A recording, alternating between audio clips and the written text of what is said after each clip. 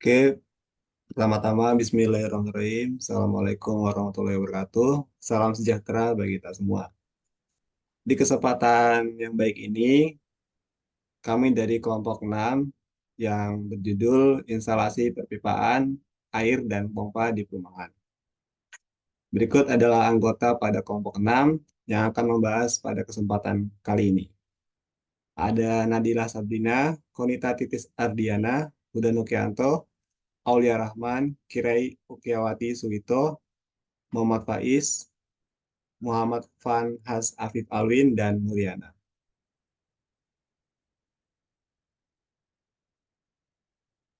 Topik yang akan kita bahas di kesempatan hari ini ada 5. Yang pertama, konsep teknis penyediaan air, mulai dari pompa dan bagaimana mengatasi masuk angin. Kedua, ada pemasangan pipa. Ketiga, booster. Keempat, air panas dan air dingin. Dan yang kelima adalah usaha jasa pemasangan instalasi air dan sanitasi. Baik, untuk topik pertama yaitu ada konsep teknis instalasi perpipaan air dan pompa di perumahan. Eh, tentang pengembangan konsep ini itu tentang pengembangan sistem penyediaan air minum yang baik untuk mendukung kawasan perkotaan yang meliputi pengembangan sistem penyediaan air minum atau SPAM. Sistem penyediaan air minum memiliki karakteristik tertentu yang bergantung pada sumber air, topografi daerah pelayanan, sejarah penyediaan air di daerah pelayanan, dan yang lainnya. Next.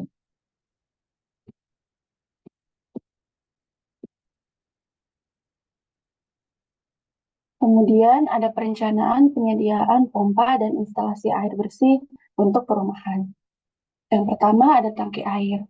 Untuk dapat memilih atau menentukan tangki air, harus diketahui terlebih dahulu kebutuhan air pada rumah tangga bersangkutan. Kebutuhan air yang sudah distandarkan oleh Departemen Pekerjaan Umum untuk rumah tinggal kelompok menengah atau perumahan biasa, kebutuhan air bersihnya sebesar 180 liter per hari per orang. Serta rumah tinggal kelompok mewah atau real estate, kebutuhan air bersihnya sebesar 250 liter per hari per orang.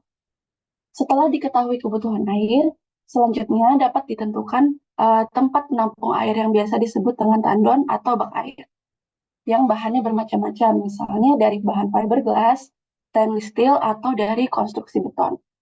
Kemudian yang kedua ada pompa sumur bor. Sumur bor itu terbagi menjadi 2 jenis, yaitu sumur bor dalam dan sumur bor dangkal.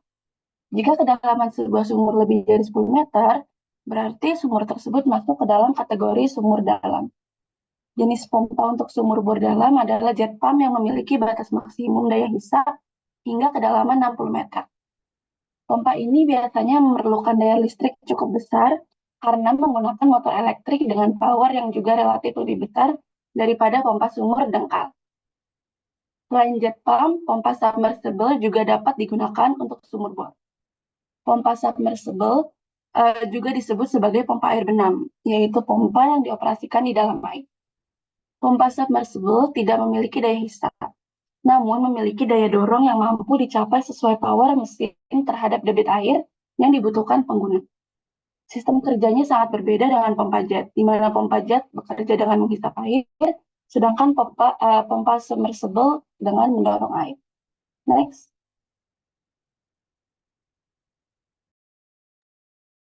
Selanjutnya ada pompa pendorong.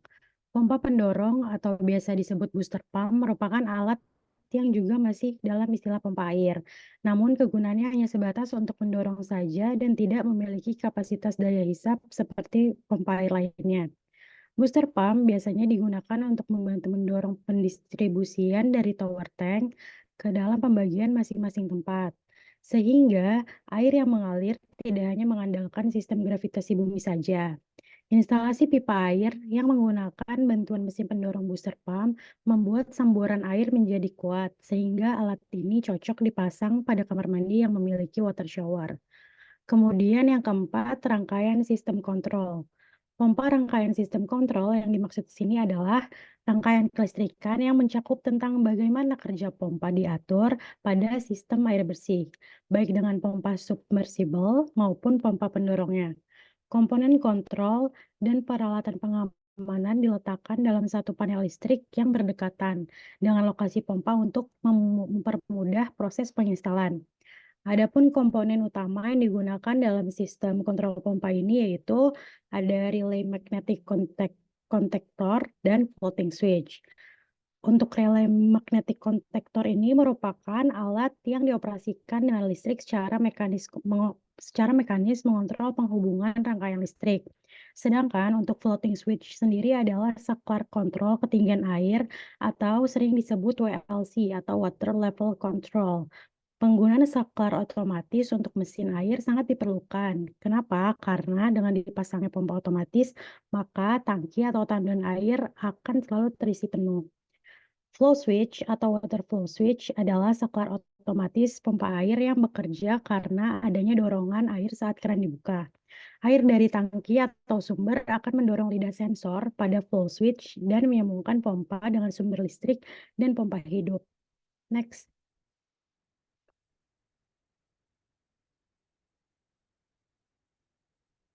Selanjutnya ada aspek penting dalam teknis instalasi perpipaan air dan pompa di perumahan. Mencakup beberapa aspek, yaitu yang pertama, pemasangan pipa. Pipa yang digunakan untuk mengangkut air panas dan air dingin ini harus dapat menangani tekanan dan suhu yang tepat. Perlu dilakukan inspeksi dan penilaian kebutuhan pipa serta pemasangan yang benar dan sesuai dengan standar. Pipa galvanis digunakan untuk instalasi air bersih pada bangunan kondotel. Booster pipa air panas dan air dingin adalah komponen yang berguna untuk meningkatkan tekanan dan ketahanan air. Untuk memasang booster pipa ini, perlu dilakukan inspeksi dan penilaian kebutuhan air serta pemasangan yang benar dan sesuai dengan standar. Kemudian, aspek penting yang kedua ada penggunaan pompa. Pompa air adalah komponen yang sangat penting dalam instalasi perpipaan air. Sebelum memasang pompa, perlu dilakukan inspeksi dan penilaian kebutuhan air untuk menentukan jenis dan kapasitas pompa yang tepat. Setelah itu, pompa harus dipasang dengan benar. Pompa booster digunakan untuk menyalurkan air dari tangki bawah ke fixture unit alat saniter. Kemudian, yang ketiga, ada perencanaan sistem plumbing. Beberapa hal yang perlu diperhatikan seperti kebutuhan air bersih, kapasitas tangki penampungan air, kualitas air yang didistribusikan, laju dan kecepatan aliran dalam pipa, serta sistem penyediaan air. Perencanaan sistem plumbing air bersih dilakukan dengan metode perhitungan penggunaan air berdasarkan jumlah pemakai dan unit beban alat plumbing atau biasa disebut UBAP. Next. Selanjutnya, aspek penting nomor 4 yaitu pemeliharaan sistem. Uji tekanan pipa harus dilakukan untuk melihat kualitas dan kekuatan dari instalasi pipa yang sudah dipasang. Uji tekanan pipa menggunakan alat uji tekanan yang dapat mengukur tekanan yang diperlukan untuk mengaktifkan sistem pipa. Ini adalah langkah yang diperlukan untuk memastikan bahwa sistem pipa yang digunakan adalah sesuai dengan standar yang dikehendaki dan dapat digunakan dengan keamanan dan efisiensi tinggi. Aspek yang kelima yaitu instalasi air bersih. Instalasi air bersih dapat dilakukan dengan dua metode, yaitu instalasi tertanam dan menempel. Metode menempel pada instalasi perpipaan air di perumahan adalah metode yang digunakan untuk menambahkan sistem penyediaan air bersih ke sistem perpipaan air yang sudah ada di sebuah bangunan. Aspek penting yang keenam yaitu menggunakan air bersih. Penggunaan air bersih yang akan menyebabkan adanya air bekas yang harus dibuang yang dapat diatur melalui sistem plumbing air bekas. Untuk sistem plumbing air bersih akan menggunakan sistem tangki atap. Untuk sistem plumbing air bekas menggunakan sistem gravitasi dan sistem bertekanan. Serta air tersebut akan digunakan kembali untuk flushing. Sistem pembuangan air bekas merupakan instalasi untuk mengalirkan air buangan yang berasal dari peralatan saniter seperti wastafel, floor drain, dan lain-lain. Air bekas pemakaian rumah tangga tersebut biasanya dialirkan dan dibuang ke tanah atau bisa juga dialirkan ke saluran pembuangan atau drainase kota. Selanjutnya,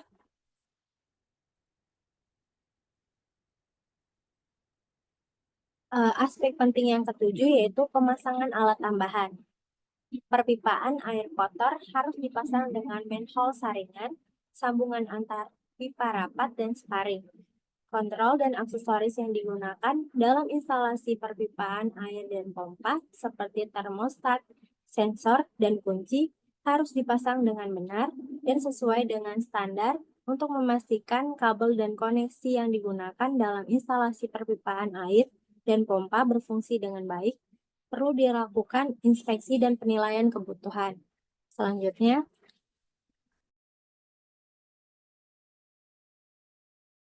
Baik, selanjutnya di sini kita akan membahas terkait dengan bagaimana mengatasi masuk angin pada saat pemasangan booster pipa air panas dan air dingin di instalasi perpipaan air dan pompa di perumahan. Selanjutnya, di sini akan dipaparkan beberapa tips. Untuk yang pertama, yaitu ada pemeriksaan dan juga perawatan rutin, di mana kita bisa memastikan sistem pompa air dan pipa dalam kondisi baik serta tidak ada kotoran ataupun kerusakan yang dapat mengganggu aliran air. Nah, apabila klep ataupun komponen lain rusak, kita bisa mempertimbangkan untuk menggantinya dengan unit yang baru. Kemudian yang kedua di sini kita bisa menggunakan pompa booster, di mana pompa booster ini merupakan pompa yang berfungsi untuk menambah tekanan air, tidak dapat digunakan untuk menghisap air dengan posisi sumber air di bawah pompa. Nah, untuk penggunaan pompa booster ini bisa lebih menghemat listrik karena daya listrik yang dibutuhkan biasanya lebih kecil. Kemudian yang ketiga, di sini kita bisa menghilangkan gelembung udara, di mana apabila terdapat kondisi pipa tersumbat kotoran, lumut, ataupun gelembung udara, maka hal ini kita harus mengeluarkan udaranya terlebih dahulu. Kemudian alirannya bisa lancar dengan cara memasukkan alat pendorong ke dalam pangkal pipa air, yang kemudian pompanya beberapa kali sampai udara di dalamnya keluar.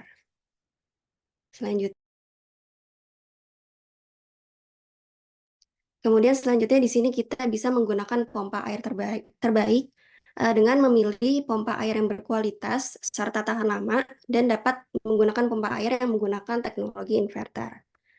Pompa air dengan teknologi inverter ini dapat mengurangi penggunaan listrik dengan cara mengatur kecepatan motor sesuai dengan kebutuhan kita sendiri. Kemudian yang kelima atau tips terakhir yaitu memperbaiki pipa air tersebut, di mana apabila pipa air kita tersumbat, kemungkinan kita perlu melakukan perbaikan pipa ataupun mengganti pipa yang rusak. Biasanya untuk penyebab pipa air tersumbat ini adalah karena karak mineral, pengendapan sedimen, ataupun kerusakan pada sistem perpipaan. Nah, untuk mengatasi pipa air tersumbat tersebut, kita bisa menggunakan cairan ataupun alat pembersih pipa serta menggunakan pelumar. Selanjutnya akan dijelaskan oleh rekan saya. Baik, untuk selanjutnya ini terkait pemasangan pipa. Adapun langkah-langkahnya dalam penentuan pemasangan pipa untuk sistem air bersih di rumah tangga terdiri atas pekerjaan penyediaan air bersih, yang mana ini bahannya berupa pipa untuk distribusi air bersih adalah jenis GIP pipe. Selanjutnya untuk yang kedua yaitu pemasangan instalasi sanitasi dan lain-lain. Jenis bahan yang dipakai untuk menyalurkan air bekas dan air limbah manusia dalam bangunan memakai bahan PVC. Pipa air buangan, air kotor menggunakan PVC kelas AW untuk yang tertanam dalam tanah. Yang ketiga itu pekerjaan pengujian instalasi.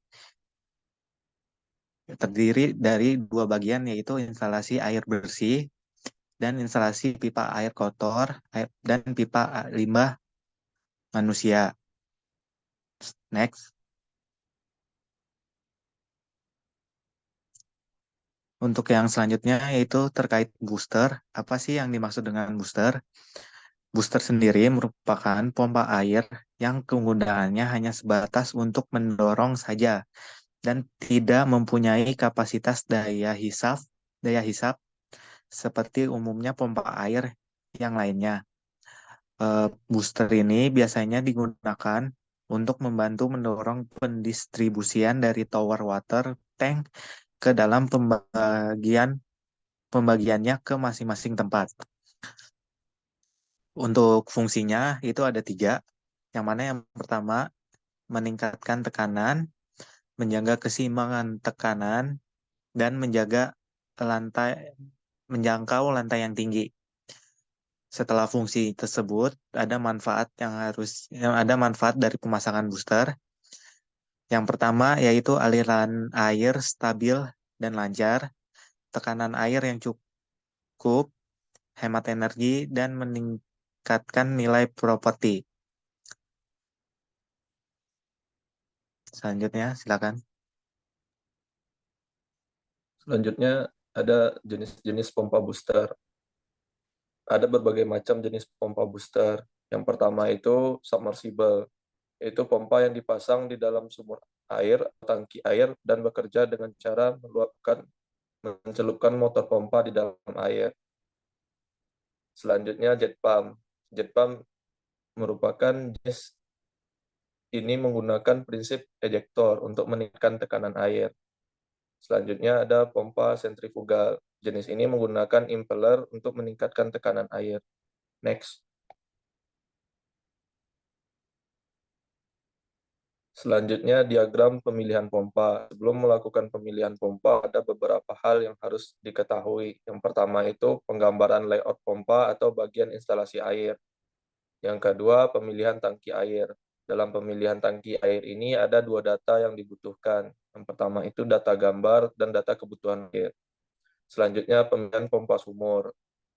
Setelah itu pemilihan pendorong.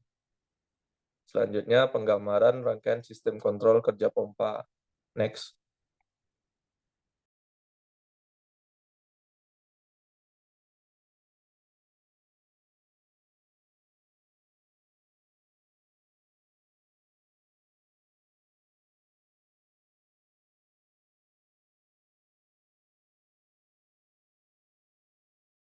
Ya, selanjutnya itu ada poin keempat, air panas dan air dingin.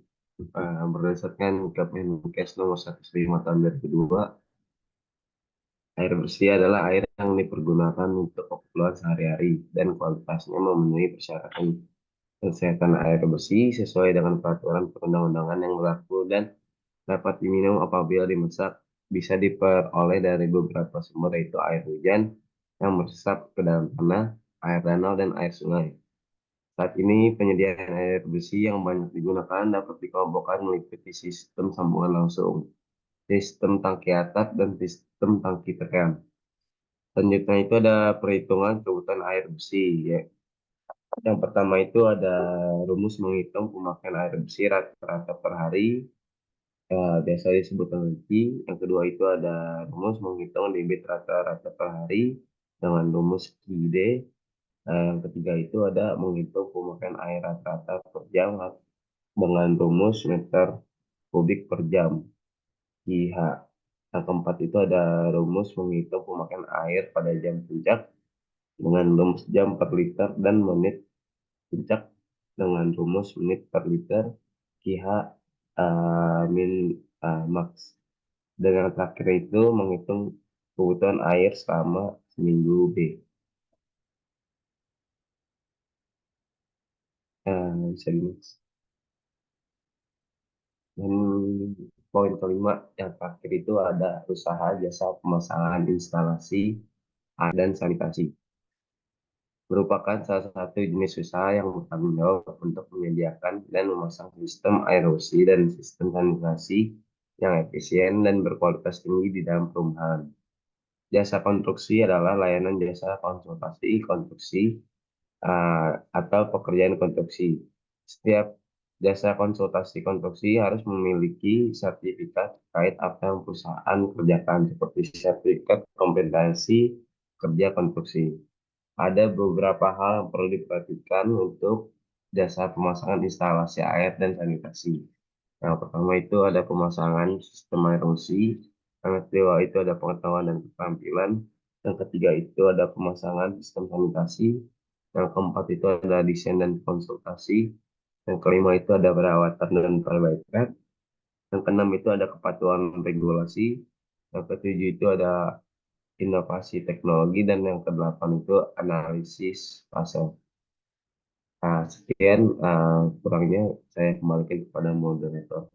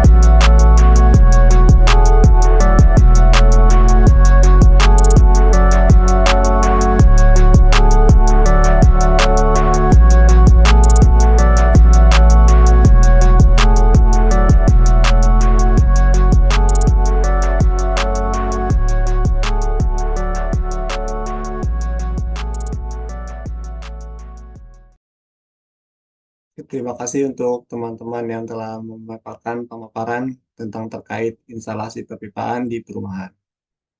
Mungkin ini saja yang dapat kami sampaikan.